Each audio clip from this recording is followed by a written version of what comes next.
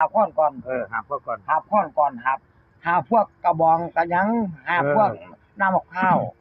ก็สิไปล้างหน้าศพและล้างหยังน่ะอีดีเฮาหามเที่ยวหลังเขาบอกหามเที่ยวหลังคือว่าวันเขาแตกคือวันไปหาบเขานำวันเขาแตกนำเขาบอกหามเจ้าเดียวหลังคล้ายๆเฮาอยู่คนเดียวอ่ะคล้ายๆคือจังเฮามาคนเดียวหามเดียวหลังก็บ่ได้เขาบอกหามเดียวหลังไปวันน่ะครับเดี๋ยวหลังเป็นรู้สึกกันนักบ่การที่ย่างแบกแต่ทีเดียวหลังก็บ่ได้เดียวหลังก็บ่ได้ยันความรู้สึกเป็นไงความรู้สึกเขาว่าหามเดียวหลังบ่แม่นความรู้สึกที่เฮาวางไปแล้วคือจังว่าเขาคิดมาตัวคนเดียวบ่มีไผมาหลังนำบ่มีไผมีศพมานำเข้าใจ